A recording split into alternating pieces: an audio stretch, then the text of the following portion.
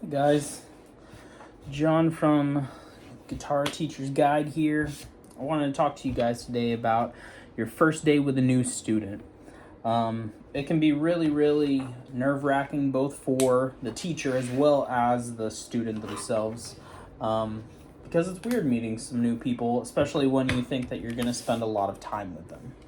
You don't know whether you're going to vibe well with each other, and so it's really awkward meeting someone new. And I just want to go through kind of first day things, because as a new teacher or as someone who's taught for a little while but you're meeting a new person, you might forget, like, hey, what am I supposed to do on the first day? And I wanted to talk to you guys about that. So there's a lot of unknowns on both sides, and the weight of interaction lies on you specifically as the teacher. If the student feels uncomfortable, there's plenty of other options for lessons they could find. So it's your job to make it as comfortable for them as possible so that they want to come back to you and pay you more money. Because that's what you're planning on doing. That's what you plan on making money with. I want to give you 3 things that you can do in your first lesson with someone that should help you break the ice and keep them interested in coming back to you. The first thing you have to get, the first thing that you need to do is you have to get to know them. I know it sounds simple, but a lot of people teaching lessons get right into the teaching lesson aspect. They get right into, what do you know? Okay, let's try doing this. And there are places for that. But if you plan on having a long relationship with this person, whether personal or professional, you should get to know that person, because they want to make sure that they are comfortable in the environment. So you should ask them questions. Ask them what they like, who they are, learn about them, find out how long they've had some musical experience, find out if they have any at all, whether they like guitar, whether they want to learn a specific thing. Maybe they heard Eddie Van Halen as a kid and they really wanted to play like Eddie Van Halen. Maybe they heard Goat from Polyphia and they were like, that's the coolest thing ever, I've got to play. And that's what they want to do. You have to find that out. You have to learn that. That is your job as the teacher. So you got to learn about these people. You don't have to learn everything at once, but you should ask questions up front.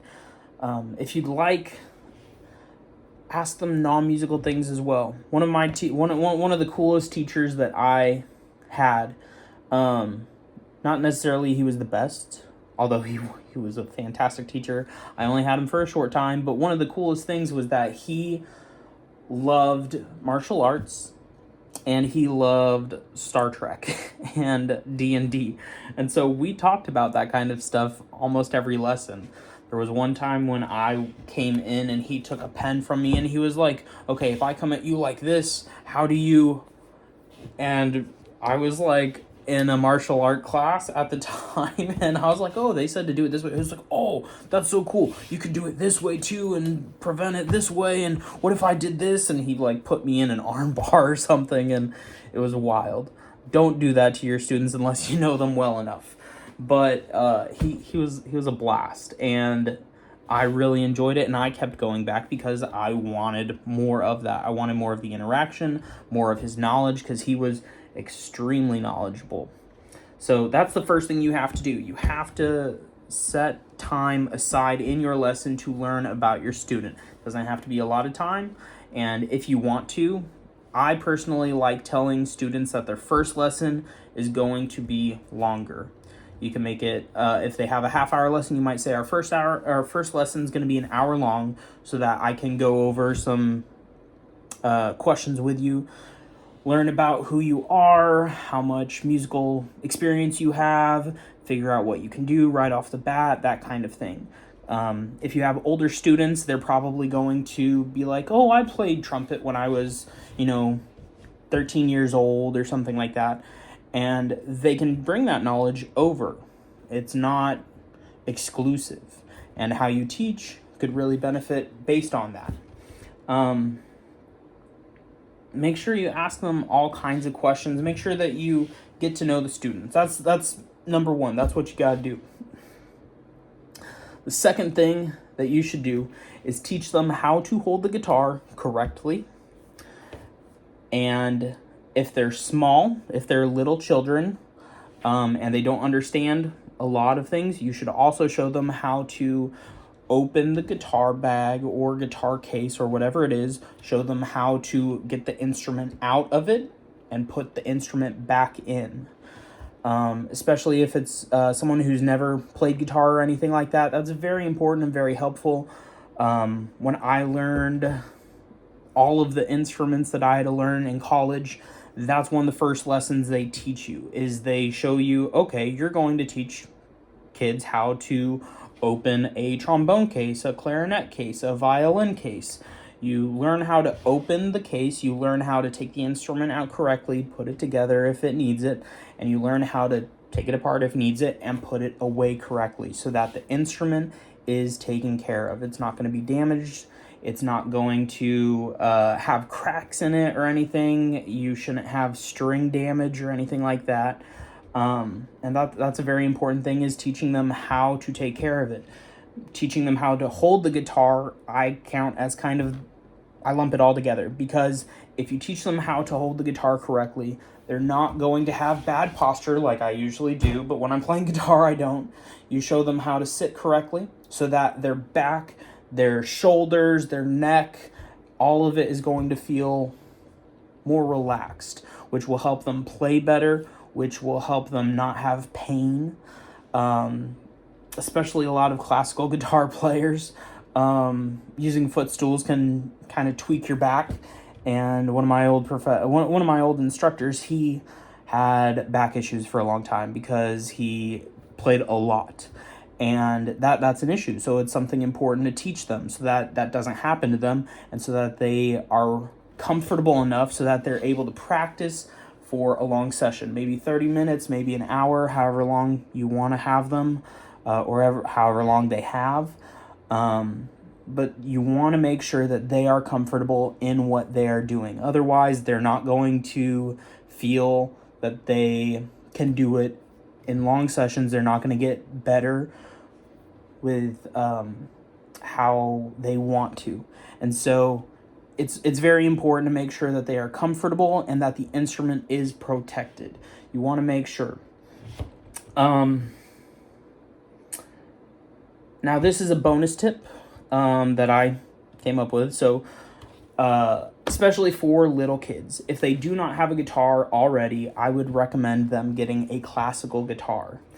And the reason why is because the nylon strings on a classical guitar are easier on the fingers. You can still learn proper posture. You can still learn how to play with a pick if you want to. You can still learn the correct fingers, the strings, everything. You can do basically everything on a classical that you can do elsewhere. Some aspects might be harder, but for little kids, it's especially important that they're not hurting themselves, because one, they don't understand that they need to stop, or if they do stop, they don't understand that it will go away after they build up calluses. So they need some gentler teaching, if that makes sense. But make sure that if you do that, make sure you have a specific classical guitar in mind, a specific place that they can buy it from. That way you say, hey, you should buy the Yamaha C40 from Guitar Center or something like that. I'm not saying to do that. I'm not...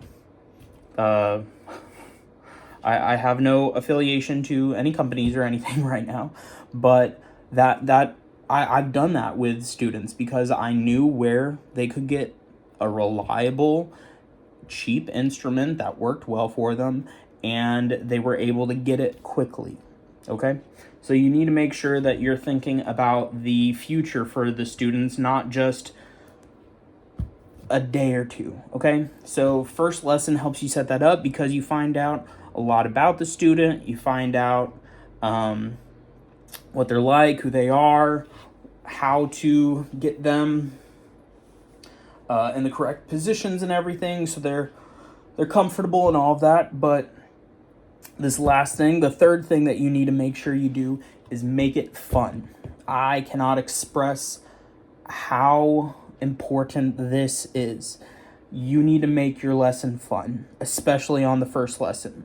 Now, I'm not saying that you have to, make it so that they feel like they just won the Super Bowl or anything like that.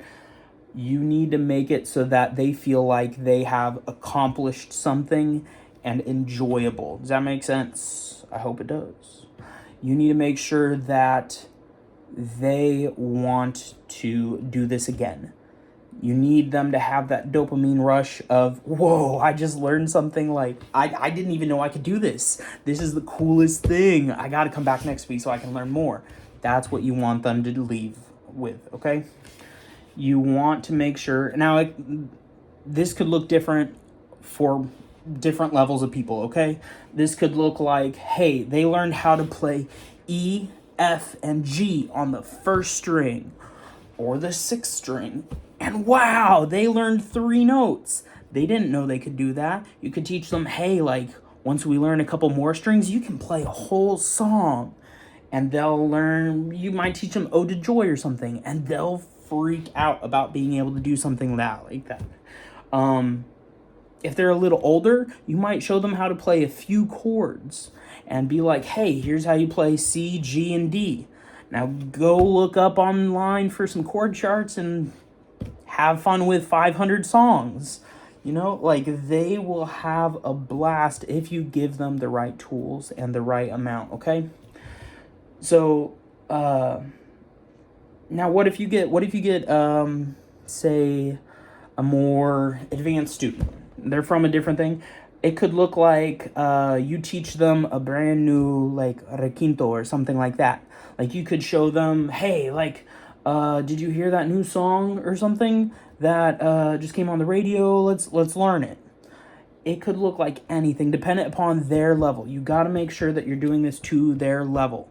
Otherwise, it's kind of pointless. If you teach too high to a student who doesn't know anything, they're already lost. If you're teaching too low, they're going to be bored. So you as the teacher have to understand where the student's at. That's where the very beginning comes in, okay? Now you might, I personally, like I said earlier, I would make sure that the student had a 30-minute, like, extra time for the first lesson. I'd say, hey, come in early, but I personally said I wasn't going to charge them for that time. You can feel differently. That's perfectly fine. You do you. I made it so that I was letting them know, hey, you are important to me. Me learning about you is important to me and what we are doing. And I'm not going to charge you for that because that is something I need to be able to help you the best I can. So overall, you're not trying to change that person's life in a day. You're not trying to the first time you meet, okay? Your only concern is making sure that they want to come back. That is it. You want to make sure that they enjoy themselves enough to come back for another lesson. Creating a comfortable environment for them by getting to know them, interacting with them as a person will help tremendously. Making sure that they're comfortable with the instrument, holding it correctly, making sure if they're a little kid that they can put it back correctly. That goes tremendously far in them feeling like they can trust you to come back to you, okay? And they'll be comfortable enough to practice so that they'll actually be better the next time they come back. And then make it fun. Make the lesson fun. If they enjoy their time, they will come back, okay? I've had students who took a break and they came back to me later because they had so much fun with guitar. They were like, hey, like, I can't afford it right now, but can we come back in like a month or two? Of course. Yeah, of course you can. Like, no biggie. And that's what it's about, is them wanting to do it, okay? You've got to help them learn why it's fun to do it. Not just teaching them all of the stuff, but teaching them why they want to learn it, okay? Ask them that. Say, why do you want to learn this? Why do you want to learn how to teach guitar?